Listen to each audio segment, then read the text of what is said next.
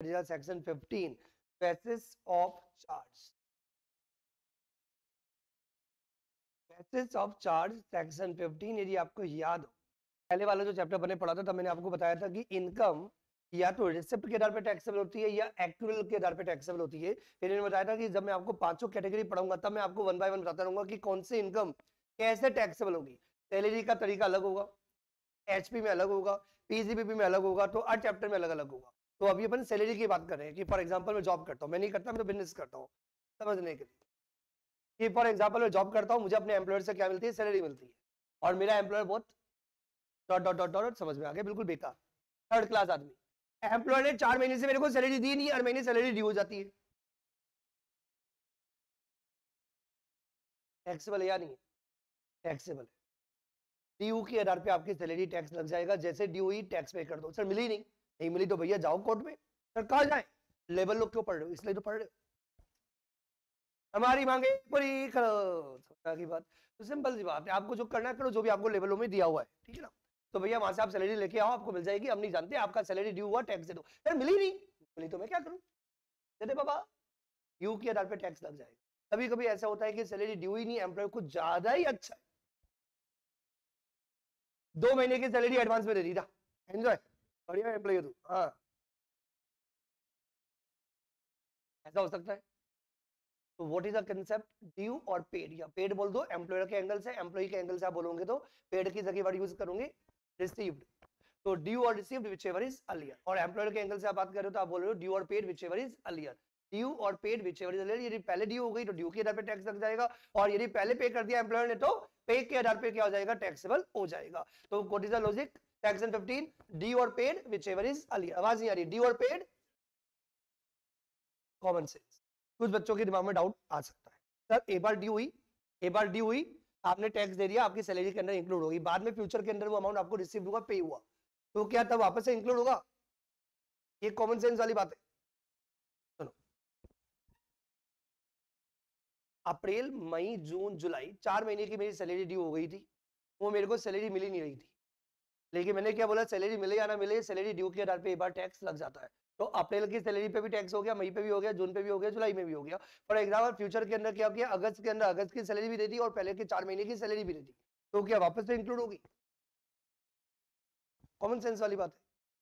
यदि ड्यू के आधार पे आपने एक बार टैक्स दे दिया तब रिसीव्ड के आधार पे टैक्सेबल नहीं होगा। यदि एक बार रिसीव्ड के आधार पे, एडवांस के आधार पे आपने टैक्स पे कर दिया तो जब ड्यू होगा तब टैक्स नहीं लगेगा। ये जनरली पॉइंट आता है फाइनेंशियल ईयर के स्टार्टिंग में और एंड में। एग्जांपल दूं कैसे?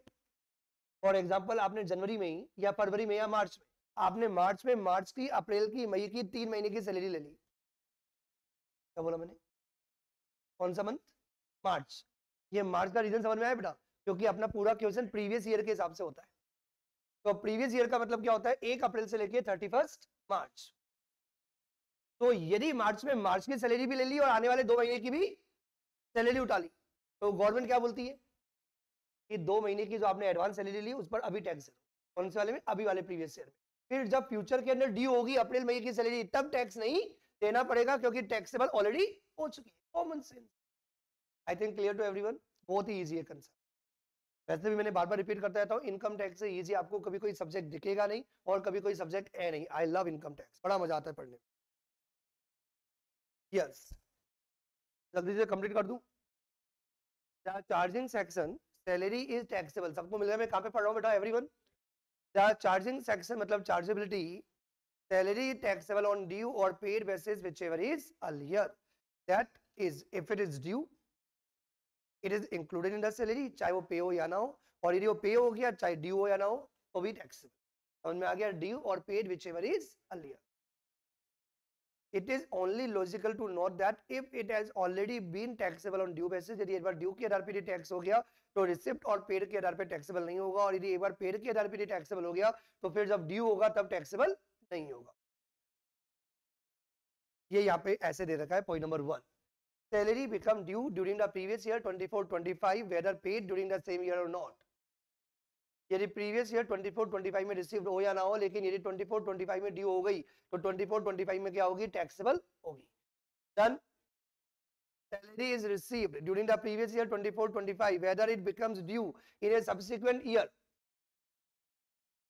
ड्यू और रिसीव्ड व्हिचएवर इज अर्लियर। तो एक बार रिसीव्ड के आधार पे टैक्सेबल हो जाएगी, तो जब ड्यू होगा तब टैक्सेबल नहीं होगा। Point number third, arrear of salary. तो बताइएगा एरियर का मतलब क्या होता है? बकाया। एरियर मतलब बकाया, ड्यू। तो एरियर ऑफ सैलरी जो डिस्प्यूट में चल रही है, जो मतलब आपको पुरानी बकाया जो आपकी सैलरी है, तो arrears of salary received during the previous year 24-25 although it pertains to one of the earlier years and same were not taxed earlier on due basis। मतलब प्रीवियस ईयर 1920 का आपका कोई सैलरी बकाया है और 1920 में सैलरी में इंक्लूड नहीं किया।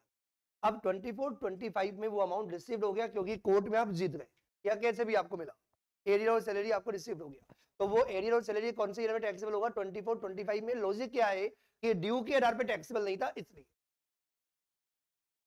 Point number 4, area of salary received during the previous year 24-25 although it pertained to one of the earlier years but the same were taxed earlier on due basis। मतलब 1920 का कोई एरियर और salary और 1920 में बार tax पे कर चुके हो ड्यू के आधार पे, और अब आपने 24-25 के अंदर रिसीव कर लिया, क्या वापस से टैक्सेबल होगा? Answer is no. मुझे लग रहा है सबको समझ में आ।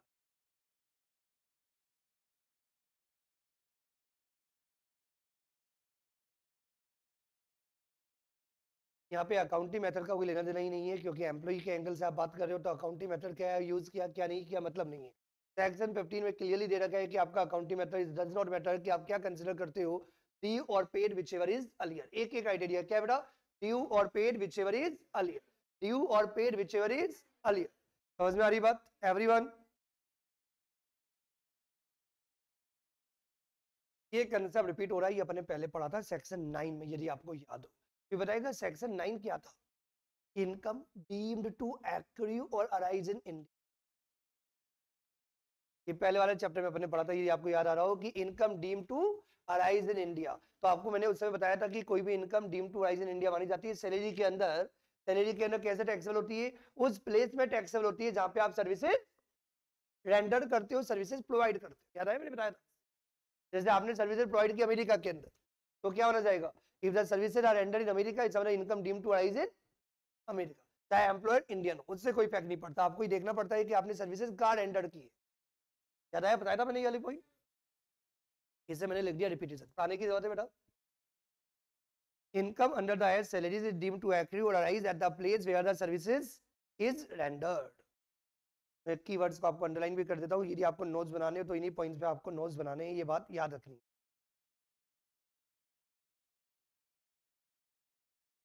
आपको याद होगा गवर्नमेंट के साथ भी कनेक्ट किया था एक्सेप्शन के अंदर, कि नॉर्मली जहां आप सर्विसेज रेंडर करते हो वो प्लेस पर आपका सर्विसेज डीम टू अराइज माना जाता है, लेकिन for the Indian government, Indian government के जो एम्प्लॉइज है वर्ल्ड के किसी भी कोने में कहीं भी सर्विसेज रेंडर करे, लेकिन काम किसके लिए कर रहे हैं? इंडियन गवर्नमेंट के लिए। इसे income deem to arise in India. याद है? बताया था मैंने।